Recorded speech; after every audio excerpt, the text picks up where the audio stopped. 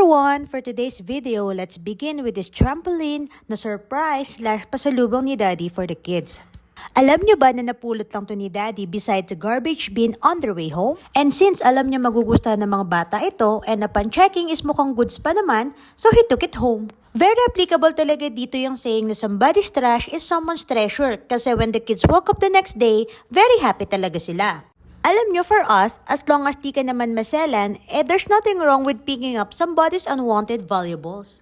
Lalo pa sa panahon ngayon, we need to be practical on where we should be spending our hard-earned money. Plus, we are also trying to teach our kids to be appreciative of the little things that we give them. Anyway, the next day na-cancel ang work schedule ni Daddy, kaya naman automatic magyayaya silang umalis pag ganyan. But before tayo gumala, naisipan kong gupitan muna si Daddy ng buhok kasi sobrang init na ako sa kapal ng buhok niya.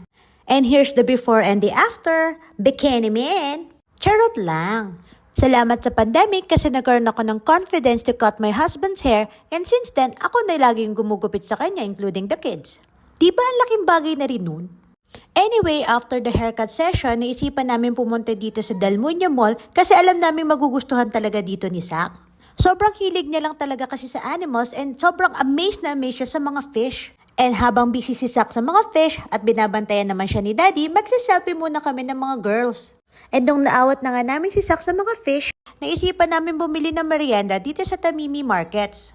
We just bought one supreme chicken pizza and one pepperoni pizza. And dahil hindi kumakain ng pizza si Zach, meron tayong biniling mini cupcake para sa kanya. In fairness, goods din naman yung lasa and presyo, plus hindi siya maalat at hindi din siya oily. The next day is Friday, araw naman ng simba. Mandatory groupie muna tayo bago tayo pumunta ng church. Right after ng church service, nagpunta naman kami sa grocery. And ma-share ko lang, ganito nga palang style namin every time na mag-grocery kami. Isang push cart para sa 3 bata at isang push basket naman para sa mga bibilin ko. Di naman obvious sa mukha ni Daddy na mabigat si ate, no?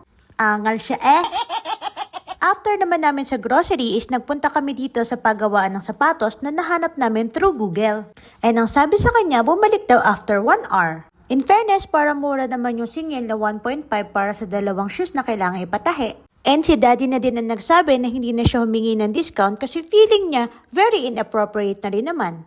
Which I highly agree since we should be compassionate to some people who definitely deserves it. At dahil nga we were told to come back after 1 hour, nag-grocery ulit kami ng mga kulang pa naming mga gulay. Pagkatapos namin dyan, naglambing naman akong bumili ng carrot tea.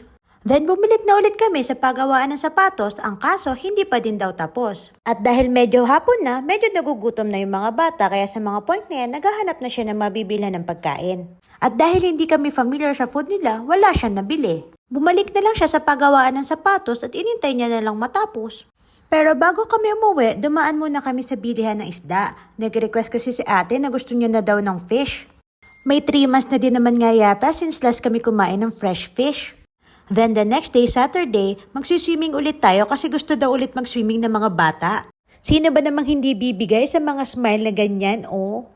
10 minutes before 7, dumating na nga kami dito ulit sa bodega. And mukhang tinanghali kami kasi tinan nyo naman, ang dami ng sasakyan agad. Ang sarap-sarap sa mata ng view, no? At bago pa nga tuluyan tumanghali, pinag-swimming na agad namin ng mga bata. Pati din nga pala yung isang isip bata. Lagot sigurado ako na ito mamaya. Tapos, kalagitnaan ng pagsuswimming namin, may biglang dumating. Ang Mr. Pogi lang naman ng Batangas na ninong ni Zoe at ni Sefi. Wala sana ulit akong balak mag-swimming kaya lang walang kakulit-kulit itong asawa ko. Hindi pa nakontento yan, uulit pa. So ano pa bang gagawin natin? Di mag-swimming na rin nga lang tayo. Tsaka pansinin nyo, nung nag-swimming ako, saka lang pumunta sa malalim na part ng tubig yung mga bata. Yung mga batang yan talaga super makananay. Bandang 9 AM nagtatanong na si ate, hindi pa daw ba kami kakain. So ayan, nagbaon lang ulit kami ng egg, hotdog, and fruits. And sold na ulit ang breakfast. Hindi ko nga pala sasabihin kung saan nanggaling yan, pero hulaan nyo na lang. At eto nga pala ang clue. Bandang 11:15 after ng madaming pakiusapan, umuwi na nga kami. Sunog na sila pero mga ayaw pa magsiuwi. Anyway, here's a photo last Sunday after ng check-up namin ni Daddy. Thank you po Lolo and Lola for our food. Last Friday, the preaching is from the book of Jeremiah. it is my favorite Bible verse, Jeremiah 29:11, which says that God has a plan for us despite of whatever challenges in life that we may be in. We just have to be patient and trust Him because He is in control of our lives. But something that definitely stuck in my head was the line that our pastor said, that in life, there are only three permanent things: death, change, and God. We already know that life is constantly changing. It's inevitable. Same thing with death, because everyone and everything that is life will eventually die. And lastly, God, because He is the same yesterday, and today, and forever. That's all for today's video. Thank you for watching. Bye everyone!